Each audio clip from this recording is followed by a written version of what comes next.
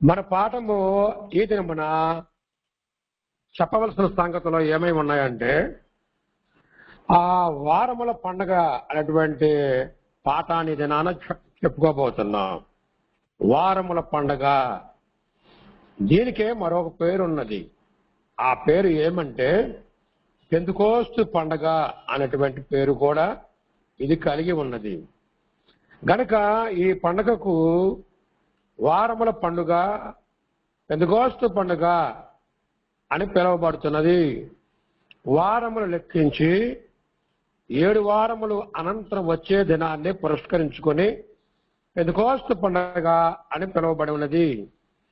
పస్కాకు 7 వారములు అనంతరము ఇది వచ్చును కనుక దీనికి వారముల పండుగ అని పేరు పెట్టింది. పస్కాకు 50 దినముల తరువాత మరి ఆచరింపబడి నందున 50 అని అర్థం ఇచ్చేటువంటి గ్రీకు పదమును అనుసరించి దానికి పెంతెకోస్తు అని పేరు పెట్టింది. పెంతెకోస్తు అంటే 50వ దినము అని అర్థము. పెంతెకోస్తు అంటే 50వ దినమని అర్థము. అనగా వారముల పండుగ 7 వారములు, 7 × 7 49 దినములు. 49 దినములలో అది 7 వారాల పండుగ ముగింపు. తర్వాత వచ్చేటువంటి దినము అది 50వ దినం అవుతున్నది. గ్రీకు మరి సాహిత్యములో 50 అనే పదానికి పెంతెకోస్తు అనేటువంటి పదాన్ని ఉపయోగించి ఉన్నారు. గనుక ఇజ్రాయెల్ చరిత్ర చూస్తూ ఉంటున్నప్పుడు హీబ్రూ సాహిత్యమే కాదు, అన్యుల సాహిత్యం కూడా అనేక విషయాలు ఇందులో ఉన్నాయి. ఈ బైబిల్ గ్రంథమందు ఆ నెలల పేర్లు కూడా అలాగే కనిపిస్తూ ఉంటాయి. వాస్తవానికి బైబిల్ నందు నెలల పేర్లు తొలిలో లేవు. 1వ నెల, 2వ నెల, 3వ నెల, 4వ నెల అంటూ వెళ్ళాయి. అలాగే వారములకు పేర్లు లేవు. 1వ దినమో, 2వ దినమో, 3వ దినమో అంటూ వెళ్ళాయి. గనక తర్వాత వారములలో ఒకదానికి మాత్రము సబ్బాతు, విశ్రాంతి దినానికి సబ్బాత్ అని ఒక నామకరణం చేయటం జరిగి ఉన్నది. ఇప్పుడు మనం ఉపయోగించుతున్నటువంటి వారములు ఉన్నాయి. ఆదివారము, సోమవారము, మంగళవారము, బుధవారము, గురువారము, శుక్రవారము, శనివారము. ఇది ప్రారంభంలో లేవు ఇవి. గనక హీబ్రూ భాషలో చూసినట్లయితే తర్వాత కొంత చరిత్ర జరిగిన తర్వాత బైబిల్లో మాసాల పేర్లు కూడా వచ్చాయి. ఈ మాసముల పేర్లు అధికముగా ఎప్పుడు కనిపిస్తాయంటే యూదులు అనంతరము మరి ఆ సంగతుల చరిత్ర గ్రంథాల్లో రాసినటువంటి రచయితలు మరి బబులోను సాహిత్యంలో వాడబడినటువంటి నెలల పేర్లు, తర్వాత పారసికుల ప్రాంతంలో మరి వాడబడినటువంటి పేర్లు, ఇవన్నీ కూడా ఇందులో వస్తాయి. ఇవన్నీ కూడా మీకు చెప్పాలంటే ఒక దినమున ఏరేగా ఆ పాఠము చెప్దాం. నెలలో, వారములో, దినములో ఎలాగ పుట్టాయి, అవి ఎలాగో నామకరణలు జరిగాయి, అవన్నీ ఒక పాఠముగా మరొక సందర్భంలో మీకు చెప్పడానికి ఇష్టపడుతున్నాను. ఈ ఉపోద్ఘాతంలో ఒక మాట చెప్తున్నాను. మన బైబిల్ చరిత్రలో చూసినట్లయితే పస్కా పండుగ ఖచ్చితంగా తొలి మాసంలో 14వ తారీఖున రావాలి. పస్కా పండుగ ఆ తొలి మాసంలోనే 14వ తారీఖున యేసుక్రీస్తు వారిని మరణం జరగాలని గ్రంథం తెలియజేస్తూ వస్తున్నది. మరి యేసుప్రభు వారు మనం యేసుప్రభు అంటున్నాం కానీ అసలు వాస్తవంగా చూస్తే యాషువా మెస్సయ్య మరణ దినము మరి నేసాను తర్వాత అబీబు నెలలు, ఈ రెండు కలిపి ఒక నెలగా. గనక మనకు ఇంగ్లీష్ నెలకు వచ్చేటప్పటికి మార్చి, ఏప్రిల్ అవుతుంది. అదే తెలుగు నెలకు వచ్చేటప్పుడు చైత్రము అవుతున్నది. వాస్తవానికి చూసినట్లయితే తెలుగు మాసాలు ఉన్నాయి మనకి 12: చైత్రము, వైశాఖము, జ్యేష్ఠము, ఆషాఢము, శ్రావణము, భాద్రపదము,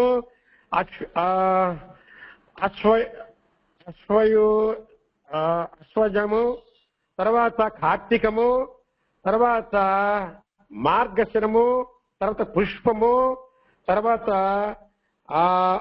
మాఘము, తర్వాత పాల్గొనము. ఈ 12 నెలలు, ఈ 12 నెలలో బైబిల్ నెలలకు పెడితే చక్కగా సరిపోతున్నాయి. గందరగోళం ఎక్కడొచ్చిందంటే ఇంగ్లీష్ నెలల్లో వచ్చాయి. ఈ ఇంగ్లీష్ నెలల్లో పెట్టాలంటే బైబిల్ ఉన్నటువంటి మాసాలకు 2 నెలలు వస్తాయి.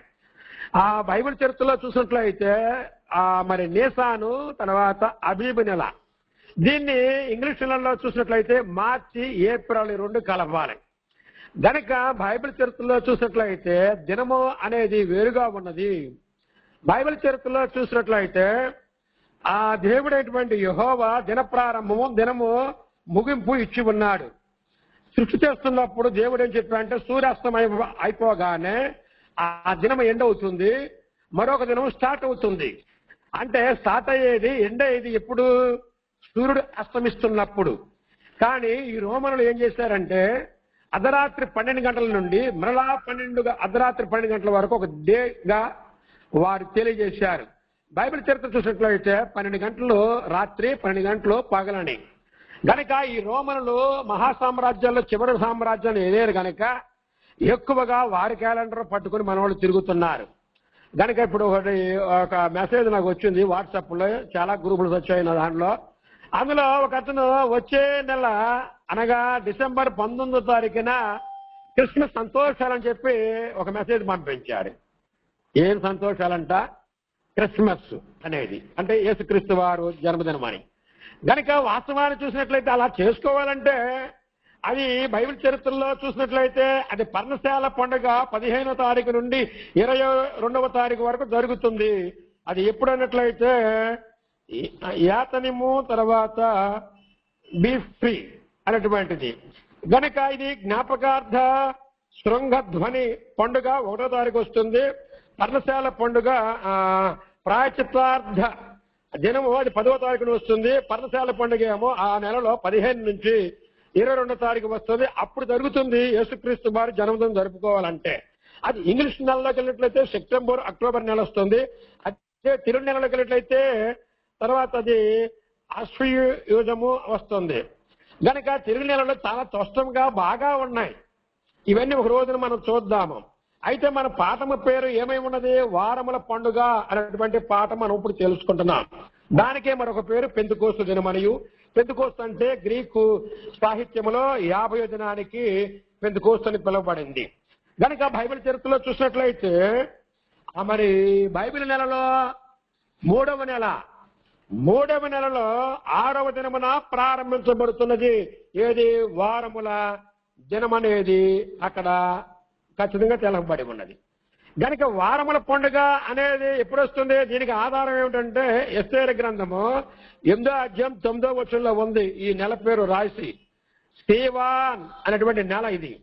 గనక ఈ సేవాన్ నెలలో వారముల పండుగ అదే పెంతెకోస్తు పండుగ ప్రారంభించబడుతున్నది. ఆ 3వ నెల 6వ తేదీ నుంచి లెక్కిస్తారు. మనం ఇప్పుడు గ్రంథంలోకి వెళ్ళిపోవాలి. గ్రంథంలో వాళ్ళు చదవాల్సిన చాలా ఉన్నాయి కానీ తగ్గిస్తున్నాను. మీకు పాఠం చాలా పెద్దదవుద్ది కానీ ఇది పెద్దగా చేయకోకుండా చిన్నది చేసే ప్రయత్నం చేస్తున్నాను. కనుక లేవీ కాండానికి వెళదాం. లేవీలు కాండము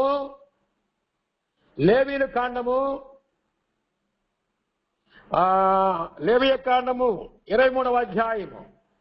లేవీయ కాండము 23వ అధ్యాయము 15 నుండి 27 వరకు చదవాల్సిందే.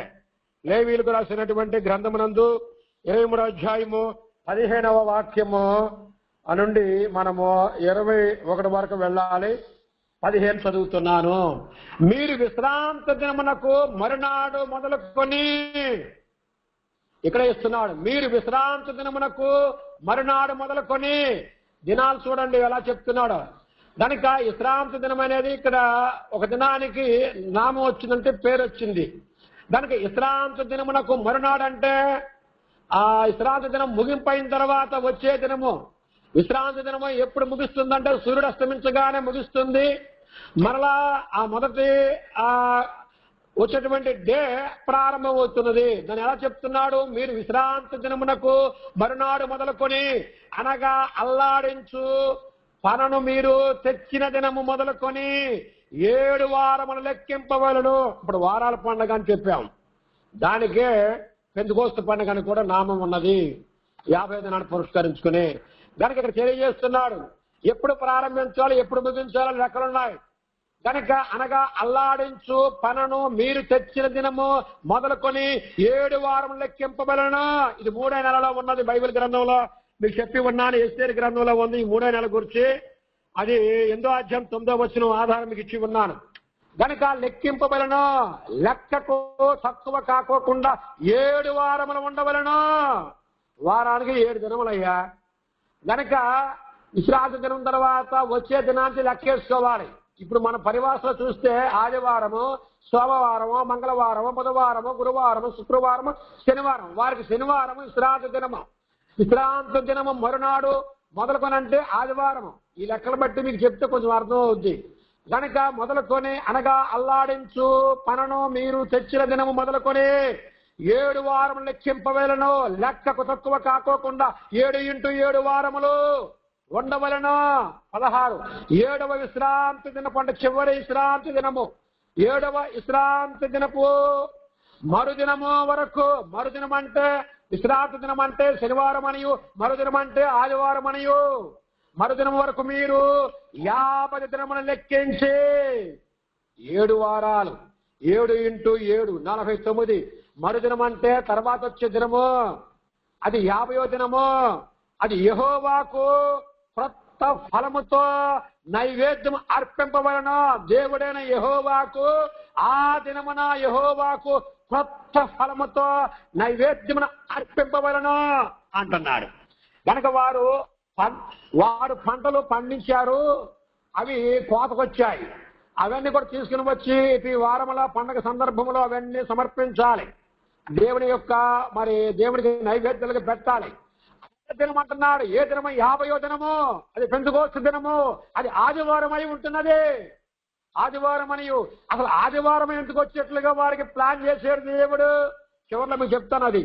కనుక 7వ విశ్రాంతి దినము దినపు మరి దినము వరకు మీరు 50 దినములు లెక్కించి యెహోవాకు క్రొత్త ఫలముతో నైవేద్యం అర్పింపవలను. 17 మీరు మీ నివాసములలో నుండి తూములో 2 10 వంతుల పిండి గల 2 రొట్టెలను అల్లాడించు అర్పణముగా తేవలను. వాటిని గోధుమ పిండితో చేసి పులియబెట్టి కాల్చవలను. అవి యెహోవాకు ప్రథమ ఫలములు అర్పణము. వారి పంటల్లో ఉన్నటువంటివి తీసుకుని వచ్చి దేవునికి నైవేద్యముగా చేయాలి. 18 మరియు మీరు ఆ రొట్టెలతో నిర్దోషమైన 7 ఏడాది మగ గొర్రె పిల్లలను, 1 కోడె దూడను, 2 పెద్ద పొట్టేళ్లను అర్పింపవలను. అవే కాకోకుండా పశువులు కూడా తీసుకురావాలి. అవి వారి నైవేద్యములతోనూ వారి పానార్పములతోనూ దహన బలి యెహోవాకు ఇంపైన సువాసన గల హోమమగను. అసలు ఈ పండుగల ప్రసిద్ధి ఇవే. వారికి ఆహారముగా ఉన్నటువంటి దేవుడిచ్చిన భూమిలో పంటలు పండించుకున్నారు. వారి సంతోషముగా ఆహారమే మనిషికి సంతోషాన్ని ఇస్తుందని చెప్పి కూడా గ్రంథంలో ఉంది. డబ్బులు ఇచ్చినా, బంగారం ఇచ్చినా, వస్త్రాలు ఇచ్చినా చాలా అంటే ఇంకా కావాలంటారు. కానీ ఆహారం అయితే కడుపును పెట్టిన తర్వాత ఇంకా పెడతామంటే చాలు అంటారు. కనుక వారు జీవనోపాధిలో ముఖ్యమైన భాగము ఆహారము వారికి సిద్ధం అయి ఉన్నది దేవుడు చేసి ఉన్నాడు. 19 అప్పుడు మీరు మేకలలో 1 పోతును పాప పరిహారార్థ బలిగా అర్పించి 2 ఏడాది గొర్రె పిల్లలను సమాధాన బలిగా అర్పింపబలను. 20 యాజకుడు ప్రథమ ఫలముల రొట్టెలతో వాటిని ఆ 2 పొట్టేళ్లను యెహోవా సన్నిధిని అల్లాడింపబలను. అవి యెహోవాకు ప్రతిష్ఠితబడిన యాజకుని వగును. ఇక్కడ యాజకుడు కూడా భాగం ఉంది ఆ పశువుల్లో, ఆ ప్రథమ ఫలాల్లో. కనుక వారు కూడా కుటుంబాలు ఉన్నాయి కదా, భార్య బిడ్డలు పిల్లలు వాళ్ళందరూ ఉన్నారు, చాలా మంది ఉన్నారు యాజకులు. కనుక వారికి కూడా వాటా ఉంది. కనుక 21 చూస్తున్నారు ఇందులో చివరిదే. మీరు పరిశుద్ధ సంఘముగా ఏనాడంటే ఆనాడు, ఆనాడంటే ఆనాడైనా వారములలో 7x7 ఆ 7 ఏళ్ళు 49 ఆ మరునాడు దినము 50వ దినము ఆదివారము ఆనాడే మీరు పరిశుద్ధ దినముగా, అంటే పూర్వకాలంలో వారి చేత ఆదివారమును పరిశుద్ధ దినముగా కూడవలనని సాటింపవలను. దేవుడు వారి చేత ఎక్సర్సైజ్ చేయించాడయ్యా. వారికి తెలియదు, వారు ఎందుకు చేస్తున్నారో తెలియదు. రాబోయే దినంలో వారి యొక్క వారసులు, వారి సంతానాలు అన్నిటితో కలిసి చేసుకున్నటువంటి ఒక గొప్ప వారము పండగ అది. కనుక ఆనాడే మీరు పరిశుద్ధ సంఘముగా కూడవలనని సాటింపబలను. అందులో మీరు జీవనోపాధి అయినను, అంటే ఆదివారం జీవనోపాధి అయినను ఏ పనియు చెయ్యకూడదు. ఇది మీ సమస్త నివాసములలో మీ అంతరములకు మీ తరతరములకు మన్నించాలి, మీ తరతరములకు నిత్యమైన కట్టడా. లేవికి రాసినటువంటి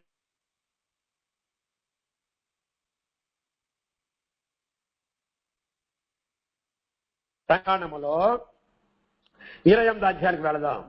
సంఖ్యాకాండము చేయండి, 28వ అధ్యాయము. 28వ అధ్యాయము 26వ వచనం చదువుదాం. 26 ఏమని ధ్వనిస్తుంది ఇక్కడ? మరియు ప్రథమ ఫలములను అర్పించు దినమున అనగా వారముల పండగ దినమున మీరు యెహోవాకు క్రొత్త పంటల నైవేద్యము తెచ్చినప్పుడు మీరు పరిశుద్ధ సంఘముగా. ఆనాడే సంఘం గురించి సంఘం అంటే దేవుని పిల్లలందరూ కూడా కూడుకునేది. ఇప్పుడు ఇది కూడా క్రీస్తులో సంఘముగా పిలువబడుతుంది. అవి కూడా తర్వాత చూద్దాం. దానికి పరిశుద్ధ సంఘముగా కూడవలను. నాడు మీరు జీవనోపాధి అయినా అంటే ఆదివారమనే, వారికి విశ్రాంతి దినమునందు జీవనోపాధి చేయకూడదు. శనివారము సంవత్సరంలో ఒకసారి అనగా 50వ దినమున వారముల పండగ అనంతరం వచ్చేటువంటి 50వ దినమున పెంతెకోస్తు దినమున వారు కూడా ఏ చేయకూడదు. జీవనోపాధి అయినా పనులేమీ చేయకూడదు అని ఖండితంగా చెప్పాడు. ఇప్పుడు నిర్గమకు వెళ్ళాలి మీకు. ఇవన్నీ కూడా ఆధారాలు మీకు. నిర్గమకాండము 34వ అధ్యాయము. 34వ అధ్యాయము. పాఠం పెద్దదే కానీ చాలా తగ్గించాను, నిడివి ఇబ్బంది లేదు, తొందరగా ముగిస్తాను. కనుక నిర్గమకాండము 34వ అధ్యాయము 22వ వాక్యం చదువుదాం. 22 ఏమంటున్నది? 22 మరియు నీవు గోధుమల కోతలో ప్రథమ ఫలముల పండుగను అనగా వారముల పండుగను సంవత్సరాంతమందు, సంవత్సరం చివరిలో సంవత్సరాంతమందు పంట కూర్చు పండుగను ఆచరింపబడిన. ఇందులో కోత పండుగ కూడా అనొచ్చు. ఇప్పుడు కూడా సిఎస్ఐలు కోత పండుగ చేస్తున్నారు. కనుక ఆచరింపవలను అని తెలియజేస్తాం. ఇది ఖచ్చితంగా చేయాలని చెప్పి వారికి తెలియజేశాడు. ఇప్పుడు ద్వితీయోపదేశకాండంకి వెళ్ళాలి. ఎందుకంటే ఆ పంచకాండంలో నిర్గమ, లేవియా, సంఖ్య, ద్వితీయోపదేశకాండాలు ఎన్ని ఉన్నాయి. ఇప్పుడు 16కి వెళదాం. ద్వితీయోపదేశకాండము 16వ అధ్యాయం 9వ వాక్యం చదువుదాం. 9 నుండి 12 వరకు వెళ్లాల్సిందే. 9 7 వారములను నీవు లెక్కింపబడిన. ఎన్ని వారాలు లెక్కించాలయ్యా? 7 వారాలు లెక్కించాలి. 7 వారాలు లెక్కించి చక్కగా వాటిని ఆచరించాలని చెప్పి దేవుడు తెలియజేస్తున్నాడు. కనుక 7 వారాలు ఖచ్చితంగా వారు లెక్కించాలి. ఎప్పుడెప్పుడు లెక్కించాలి అన్నట్లయితే వారు సాహిత్యంలో, బైబిల్ చరిత్రలో నిసాన్ 18వ రోజు నుండి ప్రారంభమవుతుంది. గనక అప్పటి నుంచి లెక్కిస్తే 18, 19, 20, 21, 22, 23, 24 అనగా 1, 2, 3, 4, 5, 6, 7. గనక ఇది వారికి ఫస్ట్ సబ్బాతు అనగా ఫస్ట్ వారములో చివరిది, ముగింపుది సబ్బాతు. ఇలాంటివి వారికి 7 కావాలి. 7 సబ్బాతు దినములు అనగా 7 విశ్రాంతి దినములు లెక్కించాలి. 7 వారములను నీవు లెక్కింపబలను.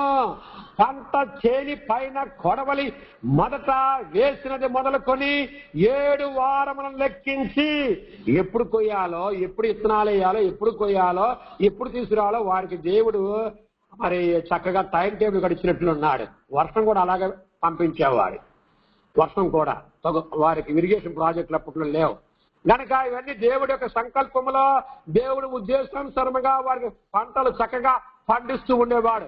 10 నీ దేవుడైన యెహోవాకు వారముల పండుగ ఆచరించుటకై నీ చేతనంత స్వేచ్ఛ అర్పణములను సిద్ధపరచబలను. నీ దేవుడైన యెహోవా నిన్ను ఆశీర్వదించిన కొలది దానిని ఇయ్యవలను.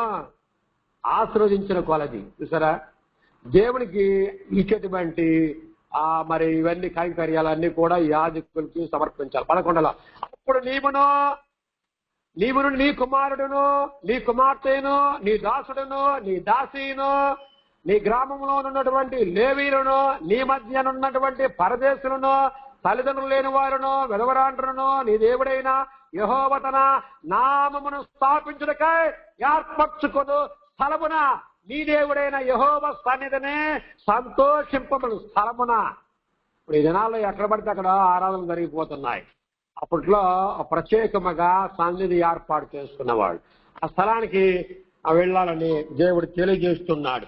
కనుక ఇంకా ముందుకెళ్ళినట్లయితే 12లో నీవు ఐగుప్తు అసలు ఎందుకు చేయమంటున్నాడు ఇక్కడ ఇస్తున్నాడు. 12లో అసలు ఎందుకు చేయాలి 12 ఇస్తున్నాడు. నీవు ఐగుప్తులో దాసుడవై ఉండిన సంగతిని జ్ఞాపము చేసుకొని కామ పెట్టాడు. అసలు ఇవన్నీ ఎందుకు చేయాలి అబ్బాయి అని ఎవరన్నా ప్రశ్నించవచ్చు. ఎందుకు చేయాలా, ఎంత బాధతో కూడుకున్నది, ఇన్ని రోజులు అసలు ఏంటి, అసలు నీవు ఐగుప్తులో దాసుడవై ఉండిన సంగతిని జ్ఞాపకము చేసుకొని ఈ కట్టడలను ఆచరించి జరుపుకొనవలను. ఇజ్రాయెలు చరిత్రలో ఖచ్చితంగా ఇవన్నీ కూడా వారు జరుపుకోవాలని దేవుడు తెలియజేస్తున్నాడు.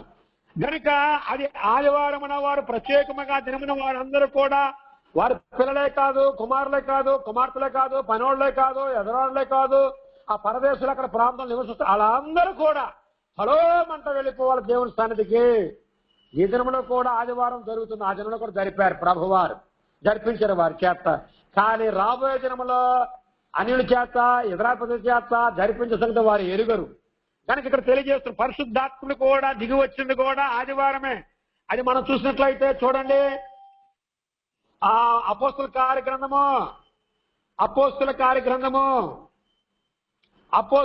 కార్యగ్రంథము 2వ అధ్యాయము 1-4 వరకు ఏం చెప్తున్నా, పెంతెకోస్తు పండుగ దినమున, పెంతెకోస్తు పండుగ దినము అంటే 50వ దినము ప్రభువారు లేచి వెళ్ళిపోయాడు. ఆ 40 దినాలు ఉండి ఆయన వెళ్ళిపోయిన 10వ దినమున పరిశుద్ధాత్ముడు దిగుతున్నాడు. ఆయన వెళ్ళిపోయిన 10వ దినమున కనుక పరిశుద్ధాత్ముడు మరి దిగినటువంటి పరిస్థితి తెలియజేస్తున్న పెంతెకోస్తు పండుగ దినము వచ్చినప్పుడు అందరూ ఒక చోట కూడి ఉండిరి. 2 అప్పుడు వేగముగా వీచు బలమైన గాలి వంటి ఒక ధ్వని ఆకాశం నుండి అకస్మాత్తుగా వారు కూర్చుండి ఉన్న స్థలమంతయు నిండెను. 3 మరియు అగ్ని జ్వాలల వంటి నాలుకలు విభాగింపబడినట్లుగా వారికి కనబడి వారిలో ఒక్కొక్కడిని మీద వాళ్ళగా. ఇందులో 4వది చెప్పబడింది, అందరూ పరిశుద్ధాత్మతో నిండిన వారై ఆ ఆత్మ వారికి వాక్శక్తి అనుగ్రహించిన కొలది అన్య భాషలతో మాట్లాడసాగిరి. ఏ భాషలో? అన్య భాషలో. ఆ పండక్కి చాలా ప్రాంతాలు ఉండి వివిధ ప్రాంతాల్లో వారు బ్రతుకుతున్నారు. పండక్కి వచ్చారు ఇజ్రాయెల్ అందరూ కూడా ఆ పండగను ఆచరించడానికి. వారికి ఎన్నో భాషలు వచ్చు. అక్కడ అన్ని కూడా అన్ని భాషలు మాట్లాడుతారు. ఇప్పుడు చూసినట్లయితే చాలా మంది ఈ మధ్యాకంలో పెంతెకోస్తులో పరిస్థితుల్లో రబాషబా కబాషబా అంటూ రకరకాలుగా 2-3 మాటలే మాట్లాడతారు. అసలు పెంతెకోస్తు దినం అనే దాని గురించి పూర్తి వివరాలు తెలియకోకుండా మరి పెంతెకోస్తు దినం అంటే మాట మీద సంఘాలు నెలకొల్పారు. పెంతెకోస్తు సంఘము అంటాడు ఒకడు, ఇండియా పెంతెకోస్తు సంఘం అంటాడు, ఐపిసి అంటే ఇండియా అని. ఐ అంటే ఇండియా, పి అంటే పెంతెకోస్తు, సి అంటే సంఘము. ఇండియా పెంతెకోస్తు సంఘము. ఇంకోటి సిలోన్ పెంతెకోస్తు సంఘం అంటాడు. సిలోన్ అంటే ఇప్పుడు శ్రీలంక. తర్వాత ఇంకోటి ఏమంటాడు, ది పెంతెకోస్తు అంటాడు. ఇది కుప్రవరిలో కూడా ఉన్నట్లుంది. వీళ్ళది హెడ్ క్వార్టరు మరి మద్రాసులో ఉన్నట్లుంది. కనుక పెంతెకోస్తు అంటారు కొంతమంది. ఏం పెంతెకోస్తు? అసలు పెంతెకోస్తు అంటే ఏంటో తెలియదు, పెట్టదు. అసలు అది సంఘం ఎలా అవుతుంది? అసలు ఒక పండగ పేరు కది, అందులో పండగ పేరు కూడా కాదు. అది 50వ దినానికి గ్రీక్ భాషలో చెప్పబడినటువంటి పదం. అది సంఘానికి ఎలా ఆపాదిస్తావో, సంఘాల పేరుతో ఎలా కడతావో, ఎలా చేస్తావు. ఏసన్ గారి బ్యాక్గ్రౌండ్ కూడా దీపెందుకు వస్తుంది అంటారు. మరి అది నాకు తెలియదుగా అంతగా, ఎక్కడ విన్నాను ఈ మధ్య. కనుక ఈ పరిశుద్ధాత్ముడు కూడా సంఘాన్ని ప్రారంభించింది కూడా ఆదివారమే. ఇప్పుడు చూడండి, ఆది క్రైస్తవులు మొదట ఈదులు విశ్రాంతి దినమున అనగా శనివారమున ఆచరించిరి. ఆది క్రైస్తవులు కూడా ఆ దినాన పెంతెకోస్తు దినమున 3000 మంది బాప్తిసాలు పొందారు. పొందితే ఏమై ఉన్నది? పేతురు గారి యొక్క ప్రసంగంతో పొందారు. వాళ్ళతో అనేక మంది అన్యులు కూడా చేరారు. వీళ్ళు కలిసి కూడా కొన్నాళ్ళు ఆ శనివారం అయినా ఆచరించారు. అది మనం చూద్దాం. చూడండి, అపోస్తల కార్యగ్రంథము 13వ అధ్యాయానికి వెళదాం. 13వ అధ్యాయము 14వ అధ్యాయం 14వ వచనం చదువుతాం. 14 ఏమని ఉన్నది? అన్నట్లయితే అప్పుడు వారు పెర్గే నుండి బయలుదేరి పిసిదియాలోనున్న అంతియోకయకు వచ్చి విశ్రాంతి దినమందు సమాజ మందిరములోనికి వెళ్లి కూర్చుండేరి.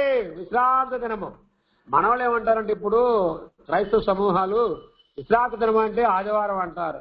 బైబిల్ చాలా తెగముఖగా అనిపిస్తూ ఉంటుంది. తెగముఖ అంటే మనం అనగాలము, అవన్నీ సర్దుబాటు చేసుకోవాలి. రకరకాల పరిస్థితులు బైబిల్ గ్రంథంలో ఉంది.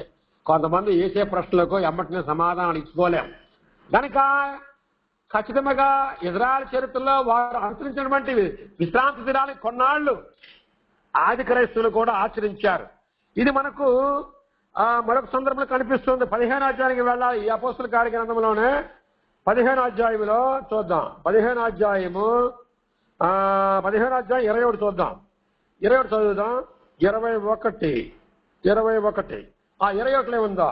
ఏలైనగా సమాజ మందిరములలో ప్రతి విశ్రాంతి దినమున మోసే లేఖనములు చదువుట వలన మునుపటి తరముల నుండి అతని ఆ నియమమును ప్రకటించువారు ప్రతి పట్టణములో ఉన్నారని చెప్పాను. దానికి ఇక్కడ చూడ, ప్రతి విశ్రాంతి దినమున మోసే లేఖనములను ప్రతి విశ్రాంతి దినం అంటే శనివారం చేశారు కొన్నాళ్ళు. కనుక సంఘము ప్రారంభించబడింది 3000 మందితో. అనేకులు యాడ్ అవుతున్నారు, అన్యులు యాడ్ అవుతున్నారు, ఇజ్రాయెల్ ప్రజలు యాడ్ అవుతున్నారు, అనేకులు యాడ్ అవుతున్నారు. కానీ వారు విశ్రాంతి దినం అనగా శనివారమే కూడుకునే అలవాటు ఉంది కనుక ఎక్కువగా మెజారిటీ మరి ఇజ్రాయెల్ చరిత్రలో ఇజ్రాయెల్ వచ్చారు కనుక ముందుగా ఈ క్రైస్తవ సమాజంలోనికి వారి డామినేషనే ఏలుబడి జరిగింది. తర్వాత నిదానంగా అన్యులు చేరారు, వారి సంఖ్య అధికమైపోయింది. ఇప్పుడైతే జాలంతగా పెరిగిపోయి ఉన్నది. దానికి మీరు అందరూ కూడా విశ్రాంతి దినం అనగా అలనాడు పూర్వకాలం ఆచరించినటువంటి ఆ శనివారం దినానే వారు కూడుకునే పరిస్థితులు వెళ్ళారు. ఆ విషయాన్ని ఇక్కడ తెలియజేస్తున్నాడు. ఇందులో మనం చూసినట్లయితే 17కి వెళ్ళినట్లయితే 17వ అధ్యాయం అపోస్తల కార్యక్రమంలో 2లోకి వెళదాం. 2లో కూడా ఇదే ఉంటుంది. కనుక పౌలు తన వాడుక చొప్పున సమాజపు వారి వద్దకు వెళ్లి క్రీస్తు శ్రమపడి మృతుల్లో నుండి లేచుట ఆవశ్యకమనియు వారిని కలుసుకోవాలంటే ప్రత్యేకముగా మరి ఇజ్రాయెల్ వారిని కలుసుకోవాలంటే అపోస్తలుడు పౌలు గారు వెళ్ళి వారు కూడుకునే సమయానికి వీళ్ళు వెళ్ళాలి, తప్పదది. అప్పుడు వెళితే వాళ్ళు దొరుకుతారు, అక్కడ అవకాశం ఇస్తారు పౌలు గారికి. ఆ సందర్భంలో క్రీస్తు ప్రభు వారి గురించి చెప్తాడు. అంతేకాదు ఈ పౌలు గారికి లేఖనాలెన్నో తెలుసు. ఆదివారం అనే దాన్ని గతంలోనే దేవుడు అది ఆరాధన దినముగా వారి చేత ఎక్సర్సైజ్ చేయించాడు. ఒక పండగనిచ్చి ఆ పండగ ముందు వారాల పండగనియు, దాని అనంతరం వచ్చే దినాన్ని పురస్కరించుకుని పెంతుకోస్తు పండగనియు. ఆ పెంతుకోస్తు అంటే అది ఖచ్చితంగా ప్రతి సంవత్సరం ఆదివారం వచ్చి తీరుతుంది కనుక వారి చేత ఇలాగ చేయించాడు. నిదానంగా వారికి పాఠాలు వారికి తెలపడం జరిగింది.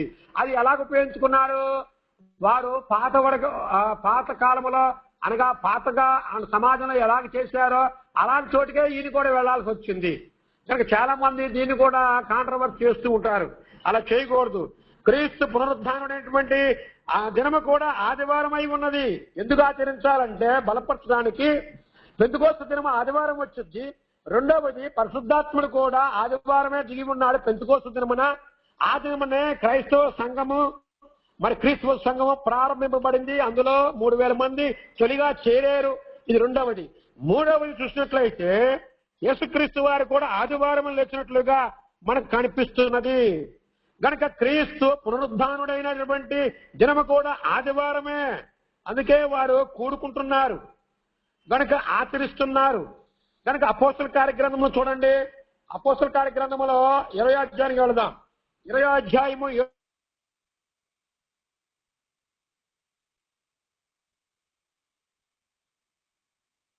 కనుక కొంతకాలం వల్ల నడిచింది పూర్వ చరిత్రలో. కనుక అది విశ్రాంతి దినం అని శనివారం అని చెప్పబడింది. కనుక ఇప్పుడు ఏమై ఉన్నది, సంగమం పెరిగిపోయి ఉన్నది, వివిధ ప్రాంతాలకు వెళ్లిపోయి ఉన్నది, అన్యుల చేత అధికమైపోయి ఉన్నది. ఇప్పుడు ఏమంటున్నాడు, ఆదివారమున మేము రొట్టె విరుచుటకు.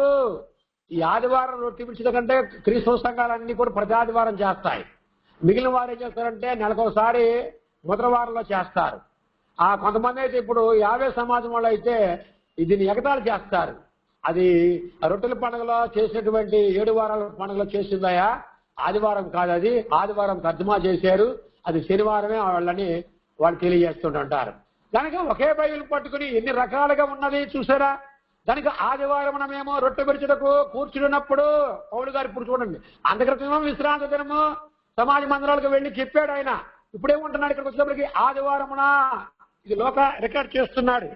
దానికి ఆదివారం కోరుకున్నాడు. ఇదే విధంగా మనం ఇంకా బలపరచడానికి ఈ ఆదివారం ఎందుకు చేయాలనే దానికి మరో చోటకి వెళ్ళాలి. కొరింథీ పత్రిక వెళదాం. మొదటి కొరింథీ పత్రిక తొందరలో ముగిస్తాను. మొదటి కొరింథీ పత్రిక 16వ అధ్యాయము 16వ అధ్యాయములో 2వ వాక్యం చదువుదాం. 16వ అధ్యాయం 2వ వాక్యం, నేను వచ్చినప్పుడు చందా పోగు చేయకుండా ప్రతి ఆదివారమున మీలో ప్రతివాడును తాను వర్ధిల్లిన కొలది తన వద్ద కొంత సొమ్ము నిలవ చెయ్యవలను.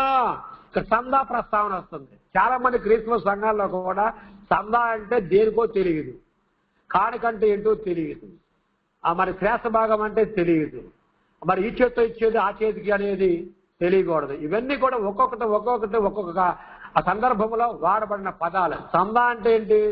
మన 5వ సహోదరులు చాలా మంది కూడా పండుగలు చేస్తుంటారు. వినాయక చవితి అని, తర్వాత రకరకాలు చేస్తారు. చందాకని తిరుగుతూ ఉంటారు. నా దగ్గర కూడా మధ్య అయ్యప్పలు కూడా వచ్చారు. బాబు నేను పాస్టర్ గారినయ్యా, మరి నన్ను అడుగుతున్నారు, మీరు ఇలా వచ్చి చూసే వాళ్ళకి బాగోదేమో మా వాళ్ళు అంటే, ఏమంటే భోజనాలు పెడుతున్నాం మానవత్వంతో ఇవ్వాలయ్యా చందా అంటున్నారు. చందా అంటే చందాకి దానికి లేదు, ఆ రిసిప్ట్ కూడా ఇస్తారు మనకి. దానికి ఇక్కడ ఏంటంటే క్రైస్తవ సమాజంలో కొన్ని సంఘాలలో ఇబ్బందులు ఉంటాయి, ఇరుగులు ఉంటాయి, కొంతమంది ఆపదలో ఉంటారు. వారి కొరకు డబ్బులు పోగు చేస్తారు. దీనికి ఇంతే ఇవ్వాలని ఇక్కడ నియమం ఏమి లేదు. కనుక వారు ఈ ఉద్దేశానుసారంగా ఇవ్వచ్చు. కనుక నేను వచ్చినప్పుడు హడావిడి చేసే బదులు మీరు ప్రతివారం కూడా వాటిని కాస్త కొంత పక్కన పెట్టి మీ దగ్గరే ఉంచుకోమని చెప్తున్నారు. దాన్ని ఇక్కడ చెప్తున్నాడు ఏమని? ఆదివారం అనియు. అంటే ఆదివారం వారు కూడుకుంటున్నారు. ఇక ఆ దేవుడైనటువంటి యెహోవా సంకల్పంలో పెంతుకోస్తు దినమున ఆదివారమున ఇజ్రాయెల్ చరిత్రలో ఇజ్రాయెల్ చేత ఒక పండగగా చేయించినటువంటి దేవుడు. అది క్రైస్తవ సమాజంలో ఈ క్రైస్తవులు అన్యులు ఆ వీళ్ళను తర్వాత ఇజ్రాయేలీయులు ఈ ఊరిని కలిపి ఆదివారమున ఆరాధన చేస్తున్నట్లుగా మరి చేయించి ఉన్నాడు. దీని ముగింపులో కూడా ఒక మాటగా చెప్తాను. అది నేను వచ్చినప్పుడు చందా పోగు చేయకుండా ప్రతి ఆదివారమున మీలో ప్రతివాడును అని రాయపడి, కనుక ఇక్కడ ఆదివారమునే జరగాలని బలపరుస్తున్నాడు ఇక్కడ కూడా. కనుక దీనికి ప్రభుదినం అని కూడా పేరు ఉన్నది. ఈ ఆదివారానికి మరో పేరు కూడా ఉన్నది. ఏమిటది? ప్రభుదినం అనియు. ఇది ఎక్కడ దొరుకుతుంది మనకు? ఇది ప్రకటన గ్రంథంలోకి వెళ్ళిపోవాలి. ప్రకటన గ్రంథములో 1వ అధ్యాయం 10వ వాక్యములో ఉన్నది ఆధారము. ఏమని? ప్రభు దినమందు ఆత్మ వసుడనై ఉండగా ఘోరతని వంటి గొప్ప స్వరము. ఎన్నో సంగతులు ఇక్కడ పద్మాసు ద్వీపంలో ఉన్నటువంటి ఆ యోహాను గారు రాస్తున్నటువంటి రాతల్లో ఇక్కడ ప్రభుదినమందు, ప్రభుదినం అంటే ఆదివారం అనియు ఇక్కడ కూడా బలపరుస్తున్నది. విశ్రాంతి దినాన్ని అనగా విశ్రాంతి దినాన్ని అంటే శనివారము తప్పక మరి ఆచరించాలి అనేటువంటి బోధను మరి పూర్వకాలంలో ఖండించాడు. చాలా మంది అపోస్తుల మరి కాలంలో మరి అపోస్తలుడు పౌలు గారు కూడా ఖండించాడు ఆ బోధ. మరి శనివారం చేయాలని చెప్పి అనేక మంది ఆ దినాల్లో బోధిస్తున్నప్పుడు ఈ అపోస్తలుడు పౌలు గారు ఖండిస్తూ కొలసీలకు ఒక పత్రిక రాస్తాడు. కొలసీ సంఘానికి రాస్తూ దాన్ని ఖండించాడు. కొలసీలు రాసిన పత్రికలో చూడండి, కొలసీలకు వెళదాం. కొలసీలు రాసిన పత్రిక 2వ అధ్యాయంలో 16వ వాక్యము చదివితే అర్థమవుతుంది. ఆయన ఖండిస్తున్నారు. కాబట్టి అన్నపానముల విషయంలోనైనాను పండుగ అమావాస్య విశ్రాంతి దినము అను వాటి విషయంలోనైనాను మీకు తీర్పు తీర్చనవనకనే అవకాశం ఇయ్యకూడే. అవి అన్నివద్దురా బాబిక, అవన్నీ ఆచరించిన అవసరం లేదు. అవి ఖచ్చితంగా చేయాలని వాళ్ళు చెప్తున్నారు. అవన్నీ అవసరంలా. అన్నపానములు ఎలాగ పుచ్చుకోవాలి, ఎలాగ తినాలి, ఎలాగ తాగాలి, ఆ తర్వాత ఈ తీసుకొచ్చి అప్పచెప్పాలి, ఇవన్నీ కూడా అర్పించాలి, ఇవేం అవసరం లేదు. దానికి విషయంలోనైనాను పండుగ అమావాస్య విశ్రాంతి దినము, ఈ పండుగలు అమావాస్య విశ్రాంతి దినం అంటే శనివారము అని వాటి విషయములో నైనను మీకు తీర్పు తీర్చవలనని అనేటువంటి వారు ఉంటారు. వారికి అవకాశం ఇవ్వద్దని ఈ కొలసలటువంటి సంఘానికి మరి పౌలు గారు ఖండితముగా మరి లేఖ రాస్తూ ఉన్నాడు. కనుక అది ఆచరించాలి, శనివారం ఆచరించాలనే దాన్ని పౌలు గారు ఖండించాడు. ఆ దినాల్లోనే ఖండించాడు. కానీ ఇప్పుడు యాభై సమాజం వారు ఏమంటున్నారు? యాభై సమాజం వారు చాలా సందర్భాలు నన్ను పిలిచేవారు. వాళ్ళు యాసువా మెస్సయ్య ఆ బర్త్డేకి నన్ను పిలిచేవాళ్ళు, తర్వాత పస్కా పండుగ పిలిచేవాళ్ళు, రకరకాల సందర్భాలు పిలిచేవాళ్ళు. ఇప్పుడు పిలవట్లే కనుక ఇక్కడ తప్పనిసరిగా శనివారమే ఆచరించాలని చెప్పేవారు లేకపోతే ఇప్పుడు ఉన్నారు. ఇప్పుడు కూడా వాటిని ఖండిస్తున్నాడు. క్రీస్తు ఆదివారమున లేచాడని కూడా అందును బట్టి కూడా ఇది ఆచరించాలి ఆదివారం అనేది. ఇది ఎక్కడ ఉన్నది మనకు? మత్తయి రాసిన సువార్తకి వెళ్ళాలి. మత్తయి రాసిన సువార్త 28వ అధ్యాయము 1వ వాక్యం చదువుదాం. 28:1 ఏమని? విశ్రాంతి దినము గడిచిపోయిన తరువాత. విశ్రాంతి దినము అంటే శనివార దినము. ఇక్కడ ఎడగొడుతున్నాడు, ఆదివారాన్ని శనివారాన్ని డివైడ్ చేస్తున్నాడు. విశ్రాంతి దినము గడిచిపోయిన తరువాత వచ్చేది ఆదివారమే. కనుక గతంలో మరి 1వ దినమో, 2వ దినమో, 3వ దినమో, 4వ దినమో, 5వ దినమో, 6వ దినమో, 7వ దినం విశ్రాంతి. మరలప్పుడు కౌంట్ చేయాలి వారంలో దినాలని. 1వ దినము గనక గతంలో చూస్తే 1వ దినము, 2వ దినాలు అలే ఉన్నాయి. వారాలకి పేర్లు పెట్టిన సందర్భాలు వేరు. కానీ తర్జుమా చేసేటువంటి సందర్భానికి వచ్చేటప్పటికి చక్కగా తర్జుమా జరిగింది. ఇక్కడ విశ్రాంతి దినము గడిచిపోయిన తరువాత ఆదివారమున కామ పెట్టాడు. తెల్లవారుచుండగా మగ్దలేన మరియు వేరొక మరియు సమాధిని చూడవచ్చిరి. ఎప్పుడు వచ్చారు వీళ్ళు? ఎప్పుడు వచ్చారయ్యా? అసలు ఈ దినం ఎప్పుడు ప్రారంభమైంది? విశ్రాంతి దినము సూర్యుడు అస్తమించగానే సమాప్తమైంది. తర్వాత వచ్చే దినము ఆదివారము అస్తమించగానే రాత్రి ప్రారంభమైంది. అప్పటి నుంచి ప్రారంభమైంది. తెల్లారుతూ ఉండగా ఇంకా చీకటి ఉండగా వీళ్ళు వెళ్ళారు అక్కడికి. అంటే ఇంకా ఆదివారం కొనసాగుతున్నది. ఆదివారంలో 12 గంటలు గడిచిపోవచ్చున్నది. చీకటి అంతా పోతే 12 గంటలు పూర్తవుద్ది. ఏ పగల వస్తుందో అదో 12 గంటలు. ఇలా ఖచ్చితంగా చెప్తున్నాడు. కనుక ఇక్కడ ఆదివారం కూడా ఆయన లేచాడు. అందుని బట్టి కూడా మనము ఆదివారం కూడుకోవాలి. మరి ఆ దినము అనగా ఆదివారం నందున పరిశుద్ధాత్మ కొమ్మరింపు జరిగినది. అది మీది ముందుగానే చదివించి ఉన్నాను. అపోస్తల కార్యగ్రంథం 2వ అధ్యాయం 1-4 వరకు. అది క్రైస్తవులు దీనిని ఆచరించినందున క్రైస్తవులు కూడా దీన్ని ఆచరించారు. అన్యులు తర్వాత ఇజ్రాయేలు అందరూ కలిసి అపోస్తల కార్యగ్రంథంలో 20వ అధ్యాయం 7వ వచనంలో కూడా ఆచరించారు. అదేవిధంగా 1వ కొరింథీ పత్రిక 16:2లో కూడా ఆదివారాన్ని అనుసరించారు. అదేవిధంగా ప్రకటన గ్రంథంలో 1వ అధ్యాయం 10వ వచనంలో కూడా ప్రభు దినమని ఆచరించారు. ఇది నిజమైన విమోచన దినము అయినందున. అసలు 2 విమోచన దినాలు ఉన్నాయండి. అసలు విశ్రాంతి దినాన్ని ఎందుకు కూడుకోమని వారు చెప్పాడు? అసలు అది చూడాలి ముందు. ఇక ముగిస్తున్నాను. ఇక అది చూడాలి. అది చూడాలంటే విమోచన దినము ఎవరికి విమోచన? ఇజ్రాయెల్ ప్రజలకు. అది ఎక్కడున్నది అన్నట్లయితే ద్వితీయోపదేశ కాండానికి వెళ్ళిపోవాలి. ద్వితీయోపదేశ కాండము ముగిస్తాను. ఇక ద్వితీయోపదేశ కాండము 5వ అధ్యాయము 15వ వాక్యం చదువుతాం. 15 ఏమని తెలుపుతుంది ఇక్కడ?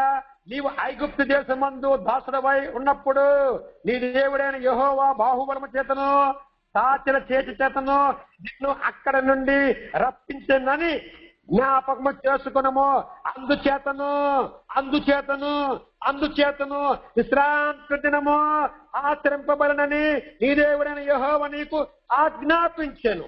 పూర్వకాలంలో ఇజ్రాయెల్ చరిత్రలో ఐగుప్తు నుండి వారిని విడుదల చేశాడు. విమోచన దినం అది. దాని విశ్రాంతి దినాన్ని విమోచన దినముగా వారి చేత చేయించాడు. ఇలాంటి విశ్రాంతి దినాలు వారాల పండుగని పెట్టి 7 వారాలు చేయించి తర్వాత ఆదివారం వచ్చేది పెంతెకోస్తు అన్నాడు.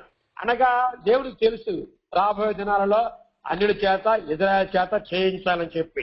ఇదొక ఇజ్రాయెళ్లకు ఇదొక మరి విమోచన దినం. ఇది మరి క్రైస్తవులకు మరి తర్వాత ఇజ్రాయెళ్లకు ఏడు విమోచన దినము. ఇజ్రాయెల్ ప్రజలకు శనివారము విశ్రాంతి దినము, అది వారికి విమోచన దినము. క్రీస్తు ద్వారా విమోచన మరి అందరికి జరిగింది. ఇజ్రాయెల్కు జరిగింది, అన్యులకు జరిగింది.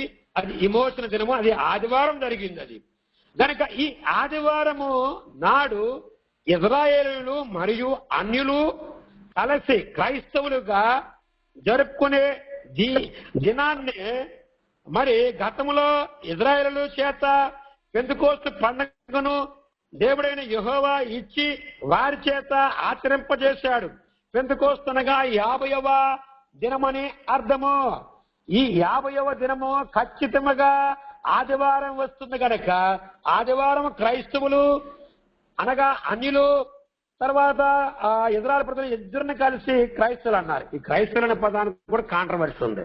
ఈ యావే సమాజం వారు క్రైస్తవులు అంటే అది ఎగతాళి పదము, క్రైస్తవులు అని పిలిపించుకోకూడదు అంటారు. అది వేరే విషయం, తర్వాత చూద్దాం. కనుక చివరి పలుకులు ముగిస్తున్నాను.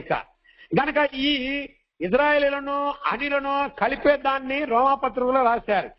రోమాపత్రికలో ఇది 11వ అధ్యాయము, ఇది ముగింపు పలుకులు పలుకుతున్నాం. గనక రోమాపత్రికలో 11వ అధ్యాయము 18 నుండి 34 చదివితే అర్థమవుతుంది. ఇన్ని వచనాలు చదవను, ఇందులో 4 మాత్రం చదువుతాను. ఇది మీరు చదువుకోవచ్చు. రోమిల రాసిన పత్రిక 11వ అధ్యాయము 18 నుంచి 34లో చదివినట్లయితే ఇది మీకు అర్థమవుతుంది. అన్యుల్ని ఆ తర్వాత ఇజ్రాయేలుని ఇరువురిని కలిపి ఆదివారం ఎందుకు ఆరాధింపజేయించాడో తెలుస్తుంది. ఇప్పుడు మనము రోమిలకు వెళ్ళిపోదాం. రోమిల రాసిన పత్రిక 11వ అధ్యాయానికి వెళదాం. రోమిల రాసిన పత్రిక రోమిల రాసిన పత్రిక 11వ అధ్యాయము ముందుగా 18 చదువుతాను. 18 అక్కడ ఏమంటున్నాడు? నీవు అతిశయించితివా, వేరు నిన్ను భరించుచున్నది గాని నీవు వేరును భరించడం లేదు. ఇక ఏరు గురించి మాట్లాడుతున్నాడు. ప్రతి చెట్టు కూడా ఏరులు ఉంటాయి, భూమిలో ఉంటాయి, కనిపించవు. అవి గట్టి బలాన్ని ఇస్తాయి ఈ చెట్టుకి. కనుక ఏరులు లోపలికంటూ బాగా చొచ్చుకొని పోయి నీటిని తీసుకుని పైన మొక్కకు చెట్టుకు అవి నీరుని అందిస్తున్నాయి. అవి చక్కగా పుష్పిస్తాయి, కాయలు కాస్తాయి, బలముగా పెరుగుతాయి, బాగా ఎత్తుగా వెళతాయి. ఎంత ఎత్తు వెళ్ళినా కానీ కింద ఏళ్ళు బాగా లోపలికి వెళ్ళిపోతాయి. దీన్ని ఏమంటున్నా అంటే, నీవు అత్యంచితవా, వేరు నిన్ను భరించుతూ ఉన్నది కానీ నీవు వేరుని భరించడం లేదు. పైన చెట్టు ఏరు మీద సహాయంతో బ్రతుకుతున్నది. ఏర్లు కనిపించుకోకుండా లోపలున్నాయి. అలాగే దేవుడు కూడా కనిపించుకోకుండా పరలోకమందు ఉన్నాడు. ఆయన నిన్ను భరిస్తున్నాడు, నన్ను భరిస్తున్నాడు. అది చెప్పుకుంటున్నాడు. నీవు అత్యంచితవా, వేరు నిన్ను భరించుతూ ఉన్నది కానీ నీవు వేరుని భరించడం లేదు. 19కి వెళదాం. 19 ఏమంటుంది? అందుకు నేను అంటుకట్టబడు నిమిత్తము కొమ్మలు విరిచి వేయబడినవని నీవు చెప్పుతువు. ఇక్కడ చూడండి, అందుకు నేను అంటుకట్టబడు నిమిత్తం అంట కొమ్మలను విరిచి వేయబడినవని నీవు చెప్పుదువు. అడ్డుకట్టడానికి కొమ్మలు విరిచేశాడంట దేవుడు. దీన్ని మనం 20లో చదవాలి. 20లో అలా ఎరవటం మంచిదేనంట. 20లో అది మంచిది. వారు అవిశ్వాసాన్ని బట్టి విరిచేయబడిరి. ఎవరు వారు? వారంటే ఇజ్రాయేలు. అవిశ్వాసాన్ని బట్టి విరిచేశాడు దేవుడు. కనుక మంచిది. వారు అవిశ్వాసాన్ని బట్టి విరిచివేయబడిరి. నీవైతే విశ్వాసాన్ని బట్టి, నీవైతే అంటే అన్నిలు మనము, నీవైతే విశ్వాసాన్ని బట్టి మనం అబ్రహాం కూడా పిల్లలమై ఉన్నాం.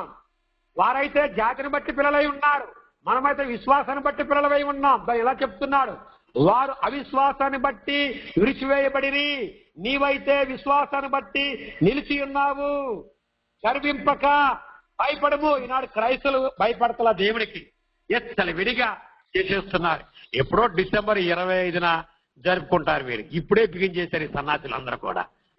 క్రిస్మస్ పర్వత దినమంట, సంతోషమంట, హ్యాపీ అంట. ఏంట్రు బాబు అసలు? బైబిల్ ఏం చదువుతున్నావు, చస్తున్నావా? ఎన్ని పండుగలు? పనికిమాలలో అందరికి ఎన్నో పండుగలు ఉన్నాయి. క్రైస్తవులకి నిజంగా ఆదివారమే పండగ. కనుక చూడండి అంటున్నాడు కదా, మంచిది. 20 వారు అవిశ్వాసాన్ని బట్టి విరిచివేయబడిరి ఇజ్రాయేలు, నీవైతే అన్యులు విశ్వాసాన్ని బట్టి నిలిచి ఉన్నావు. గర్వింపక, అన్యులు గర్వింపక భయపడాలి మనము. ఇప్పుడు 24 ముగిస్తున్నాను. ఇక 24 ఎట్లనగా నీవు స్వాభావికమైన అడవి వలివా చెట్టు నుండి కొయ్యబడి, నీవంటే అన్యుడు. ఓ అన్యుడా, నువ్వు ఎక్కడున్నావో తెలుసా? ఎలా ఉన్నావో తెలుసా? ఈ వచనాలు అర్థం చేసుకోవాలి. ఎట్లనగా నీవు స్వాభావికమైన అడవి ఒలివ చెట్టు నుండి కోయబడి స్వాభావి విరుద్ధముగా మంచి ఒలివ చెట్టున అంటు కట్టబడిన ఎడలా. మనమేమో అనిలము, అడవిలో ఉన్నటువంటి ఒలివ చెట్లము. దీనికి తోటమాలు లేరు, ఏ అధికారులు లేరు, ఎవరు పర్యవేక్షణ లేదు. వారైతే ఇజ్రాయేలు ఒలివల చెట్లు, వారికి తోటమాలి ఉన్నాడు, పర్యవేక్షణ ఉంది, గ్రంథం ఉంది, దేవుడు ఉన్నాడు, కాపుదల ఉంది. మనకేది లేదు. గనక మనల్ని అడవి ఒలివ, మనము అడవి మనుషులములాగా, దేవుడు లేని వారముగా, గ్రంథం లేని వారముగా ఉన్నటువంటి మనల్ని అంట ఏం చేశాడంట్లా, ఎట్లనగా నీవు స్వాభావికమైన అడవి ఒలీవ చెట్టు నుండి కోయబడి స్వభావ విరుద్ధముగా మంచి ఒలీవ చెట్టున అంటు కట్టబడిన ఎడల స్వాభావికమైన కొమ్మలకు వారు మరి నిశ్చయముగా తమ సొంత ఒలివ చెట్టున అంటు కట్టబడరా అంటున్నారు. మనం తీసుకెళ్లి వాళ్ళతో జత చేశాడు దేవుడు. గతంలో మనకు దేవుడు లేడు.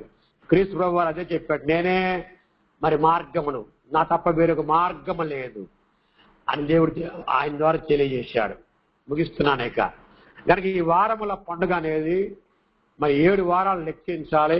7 ఇంటూ లెక్కిస్తే 49 రోజులు వస్తాయి. ఆ చివర వచ్చేది తర్వాత వచ్చే దినము 50వ దినము, అది పెంతెకోస్తుగా పిలువబడింది. ఎదురా చరిత్ర చదువుతుంది, వాళ్ళకు పండుగ ఇచ్చాడు. ఎందుకు ఇచ్చాడంటే ఈ పండుగ పరమార్థం ఏమిటంటే రాబోయే దినం అనగా ఈ ఎంత దినాలని చెప్తున్నారు కదా, ఈ కాలంలో అన్నిలైన మనలను ఆ ఎదురాలి ప్రజలతో కలిపి అడ్డుకట్టడం అనేదే.